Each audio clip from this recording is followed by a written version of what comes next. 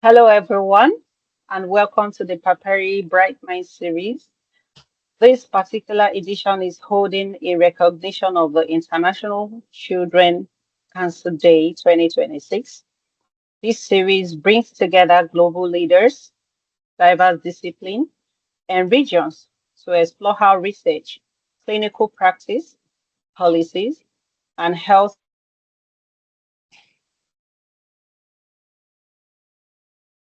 Hmm. I am There's a from freeze. Nigeria. Okay. I am a medical laboratory scientist, a breast cancer survivor, and a global advocate. I will be your host for today's session. It's a great honor to welcome our distinguished guest, Dr. Zainab Shinkafi-Bagudu. Dr. Zainab is the founder, Medicaid Cancer Foundation. She is also the President-Elect Union of Union for International Cancer Control, UICC, and a senior advisor to the Honourable Minister of Health, Nigeria. Dr. Zainab is a pediatrician by profession. She's a cancer advocate, a global health leader from Nigeria. She is the first African president-elect of the Union for International Cancer Control, UICC, which is the world's largest cancer-focused membership organization. In her advisory role, Dr. Bagudu provides strategic guidance on cancer control and non-communicable diseases, shaping national health policies, and supporting the implementation of national Nigeria National Cancer Control Plan 2023 to 2027. She currently serves as as the vice chairperson of the Partnership to Eliminate Cervical Cancer in Nigeria. Dr. Zainab is driving efforts to integrate cancer services into the country's universal health coverage framework, strengthen partnership with global development agencies, and improve resource mobilization for prevention, early detection, and treatment. Dr. Zainab, for over 17 years, has delivered cancer prevention programs, which includes but not limited to HPV vaccination, cervical and breast cancer screenings, patient navigation, and cancer research, particularly to the underserved communities. And beyond cancer, Dr. Bagudu is a strong advocate for adolescents and sexual health with a focus on school-aged girls. She had led comprehensive programs on menstrual hygiene management, delivering education and access to menstrual products across multiple states in Nigeria. Through long-standing partnerships with Procter& Gamble, contributed thousands of menstrual hygiene kits, trained teachers as educators, and advocated at national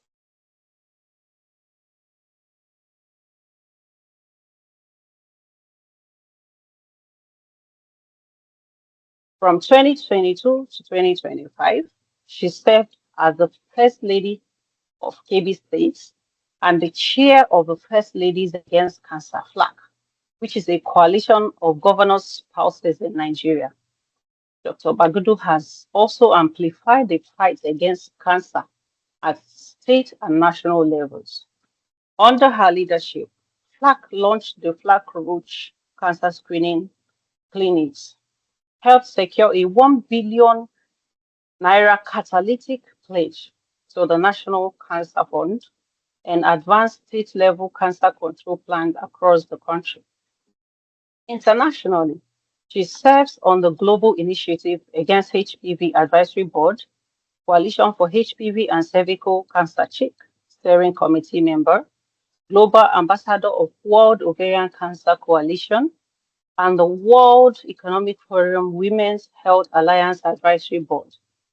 With over a decade of clinical practice in the UK and extensive experience in public health leadership, Dr. Bagudu is widely recognized for bridging the gap between policy and implementation, championing equity, and ensuring that no woman, no child, or adolescent is left behind. We are very grateful to have her perspective as part of this International Childhood Cancer Day 2026. Dr. Bagudu, thank you so much for joining us today. So, Thank you for having me on, Blessing. I think that profile was too long, but there you have yeah, it. but you deserve it. You deserve Thank it. you. Thanks for having me, So, and happy International Childhood Cancer Day to everyone. thank you, ma'am. So, without further ado, we have a few questions for you, ma'am. And we tend to make it as brief as possible because we know you're a very busy person. So, Ma, from your experience in both clinical care and global advocacy, what do you see as the most important priority for advancing childhood cancer outcome today? Well, thank you, Blessing. It's a simple question, really. Childhood cancer is one of the cancers that there has been a lot of progress globally in the last decade in terms of the available understanding the disease, the availability of treatments, and the measurable success of the treatment. Unfortunately, there's a very wide gap. So that let me go back to my other statement. If a child in a high-income country in the global north develops cancer, the chance of survival for that child is from 70% upwards to 95%. If you, however, depending on the geographical location, come from the global south, the chances of successfully treating that child for the common cancers is from starts from 20% and as low as even 5% in some areas. So the single most important thing that we need to do is to close that gap.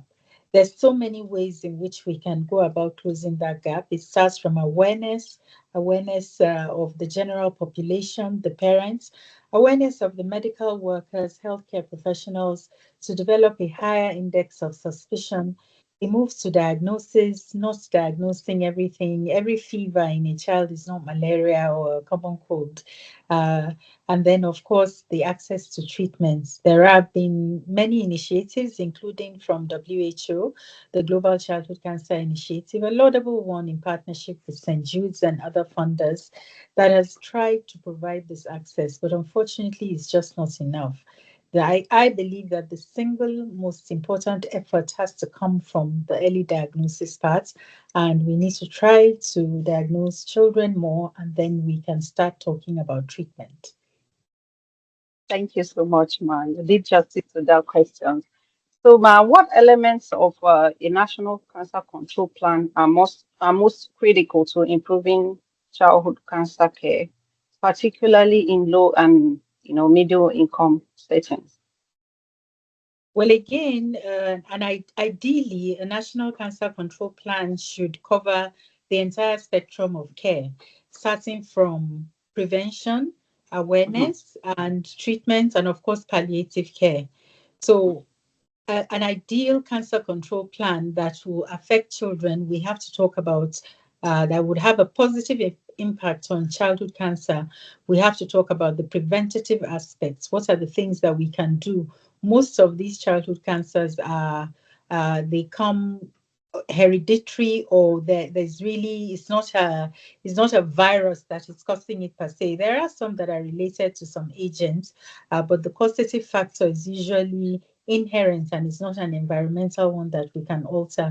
So the important part again is in the diagnosis. The cancer control plan should build capacity in terms of infrastructure, in terms of human capacity, and also how we can help them to access treatment more.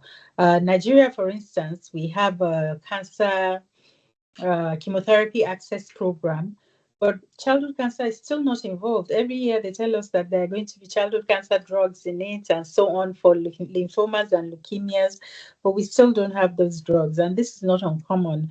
It's a start, the fact that we even have the access programs, but we need to advocate more on days like this and ensure that we include the medication that is so vital and life saving for children that develop the common cancers. I think the other part is the policies and also realizing that yes, it exists. The policies to build the doctors and all the laboratory people like yourself, the radiotherapists, the molecular therapists, everybody needs to be on board so that we can close that gap and really drop from our every year we diagnose about 400,000 children with cancer, and over 60% are from LMIC. So if we are serious about really reversing those figures, then it's time that we build the infrastructure available for LMICs. Thank you so much.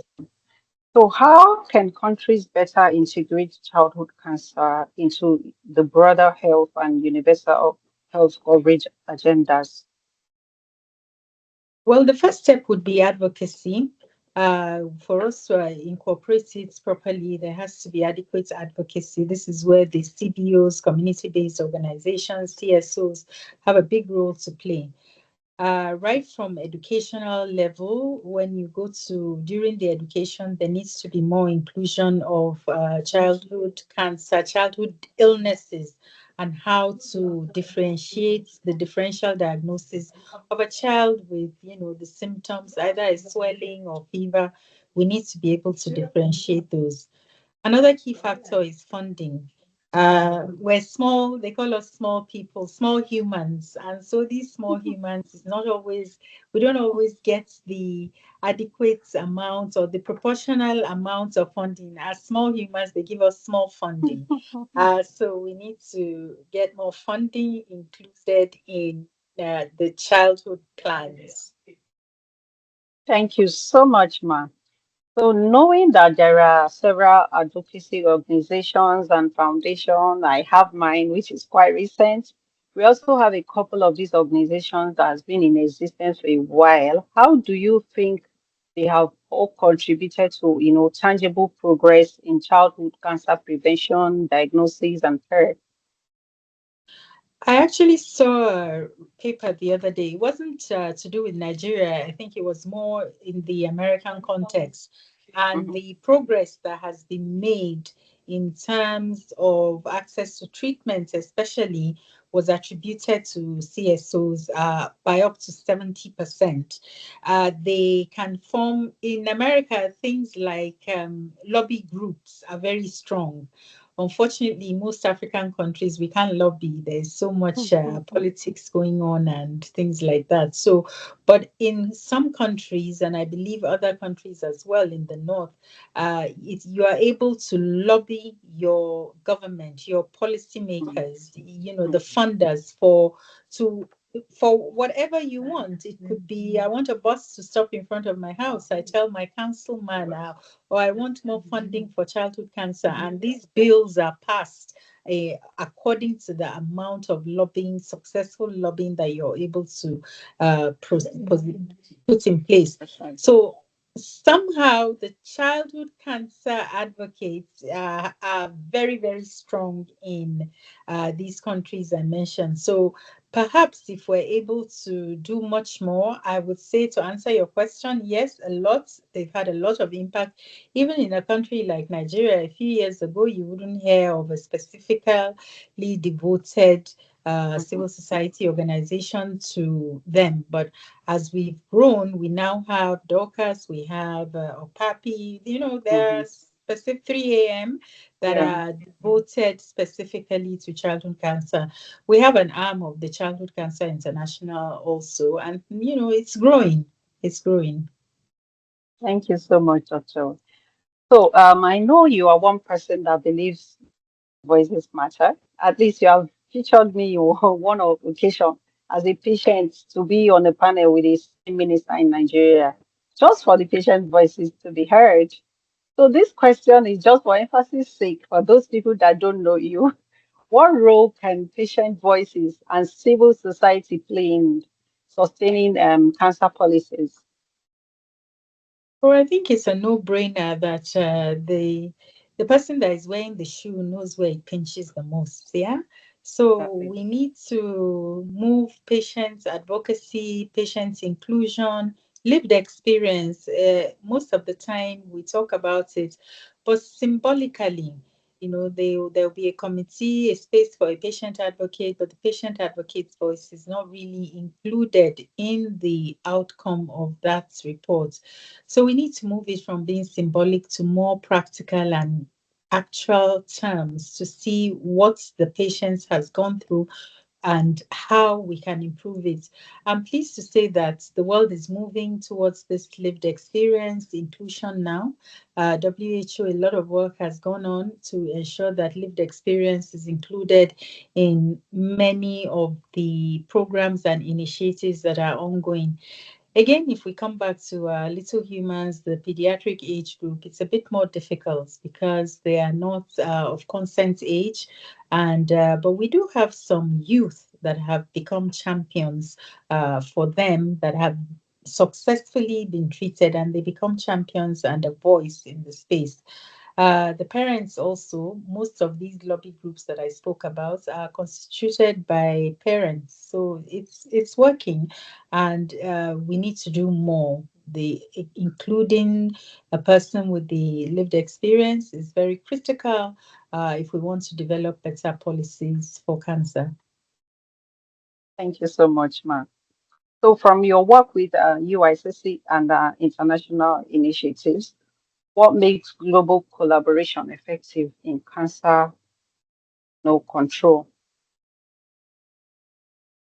Well, we most people, most organizations, one way or the other, have to partner. One Mm-hmm, person, one organization cannot be multi-skilled in an effective mm-hmm, way to have the outcomes. So, mm-hmm, so many researches and reports, studies have shown that collaboration will always get you further. There are different people that have areas of strength, and so the organization is able to do that. In case of the UICC, it's a unique organization in that it's an organization made up of so many members. Each and everyone is specialized in its own field. So we can, advocate more for that partnership and emphasize the importance of having collaborations and partnerships so that we can get better outcomes for everybody.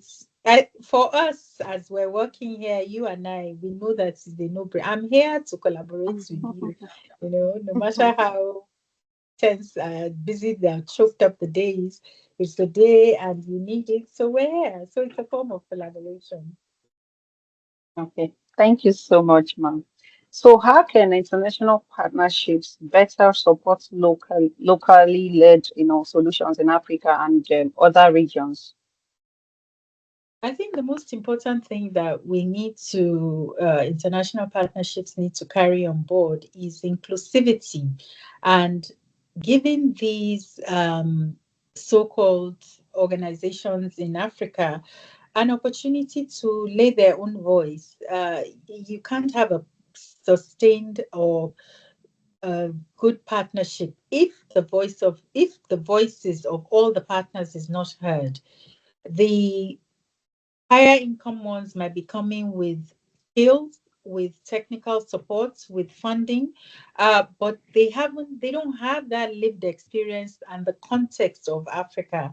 There are things that might work in the UK that will not work in Kebbi State. There's absolutely nowhere. There's social differences, social cultural, religious, different misbeliefs, and the game is totally different. So you must take on board the voice and the experience of the partner that you are trying to help. Many plans that I see, it's a bit better, I would say. But when I was the governor's wife in Kebbi State, there were so many organizations, leading global organizations, that will come to help the state to either in women or children's health.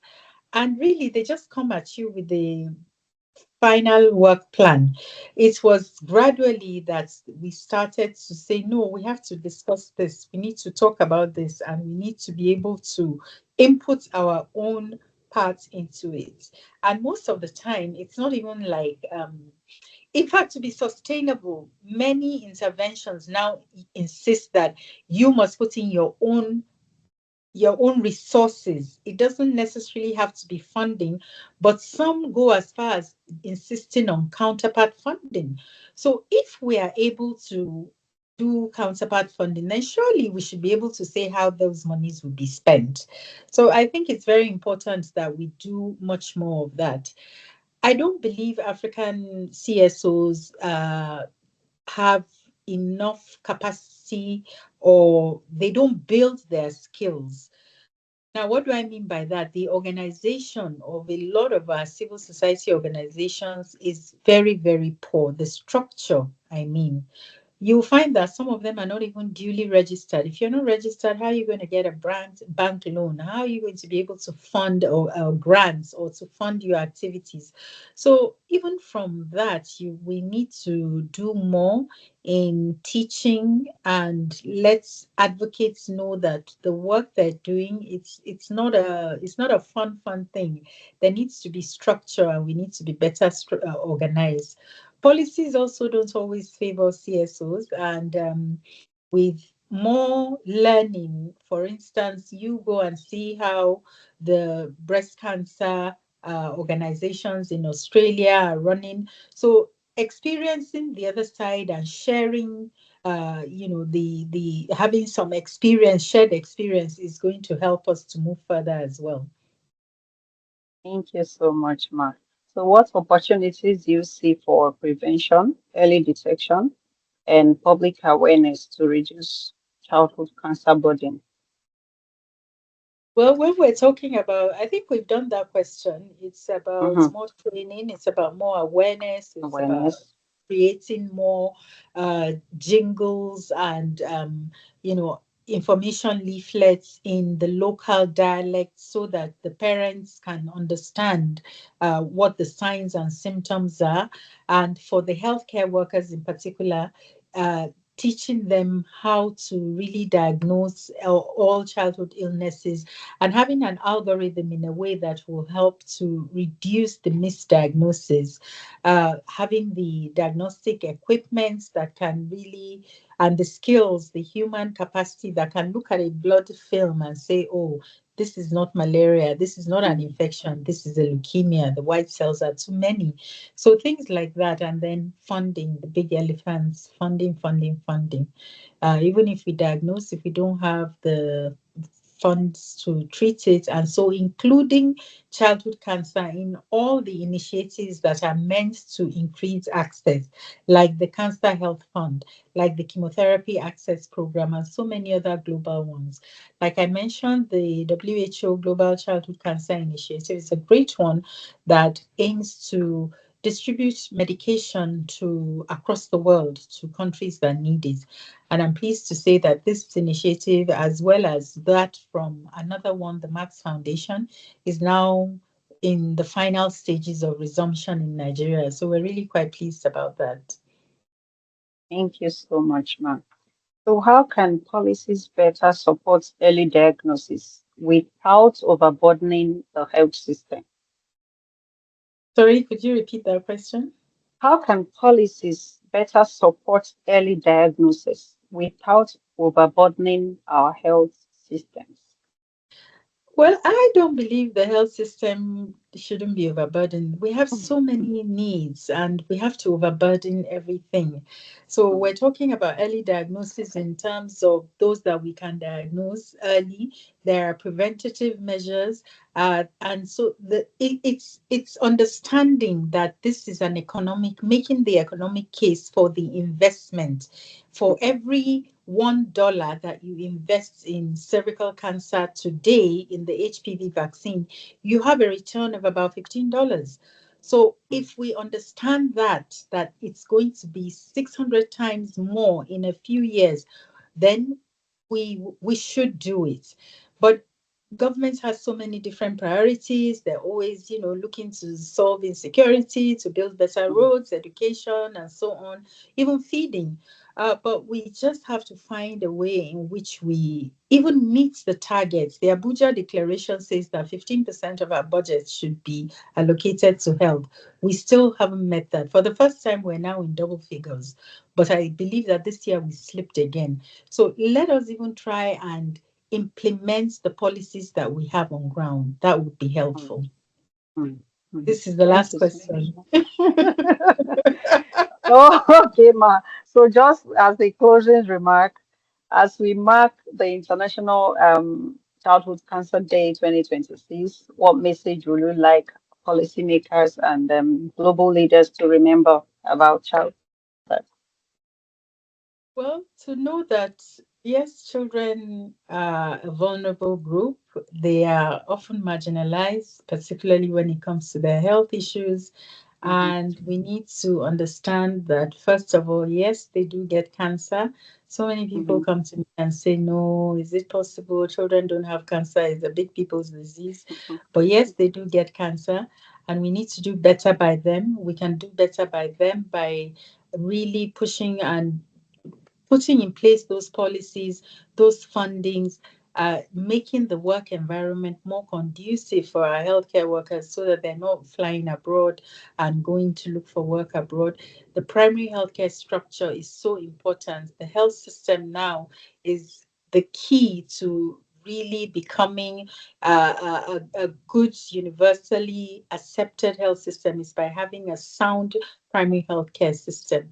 So, if at the primary healthcare level we are able to solidify prevention, treatments, and everything for our people, then we are home and dry. It's not happened yet, but it's in the process of happening, and we have hope that this we will see that day. So, to our policymakers, to everybody out there, support the children. It's a day that we recognize them, we champion them, we celebrate the survivors. So there's so many ways you can support. If you're not a policymaker, you can join a civil society. You can donate your time, your efforts, your money to a civil society that is involved in working in the childhood cancer space. thank you so much, ma. Thank you, dear Blessing. And she freezes at the perfect time. It's freezing a little bit, but we got there. We were able to do it. Yeah, Thank yes, you for ma. Thank you having so me. I much. appreciate you and Yeah, I wish you all the very best. thank you so much, ma. We are really grateful for your contribution to No this problem. Paperi Bread My series and for Well your done, continued Paperi. dedication to advancing, childhood cancer care. Anytime, So, on anytime, behalf Colin. of Paperi and all those working towards a future where every child with cancer has access to quality care, thank you so much for your leadership and inspiration. And to our audience, thank you so much for joining us as part of the International Childhood Cancer Day 2026. We invite you to continue to follow the Bright Mind series as we share perspectives from across various regions and disciplines. This conversation is part of the Paperi Bright Mind series for the International Childhood Cancer Day. Thank you for watching, and we hope these discussions inspire continued collaboration and actions for children with cancer worldwide. Thank you so much, Ma, for coming Thank around. you. Have a wonderful day. Bye. You too, Ma. Take Bye. care.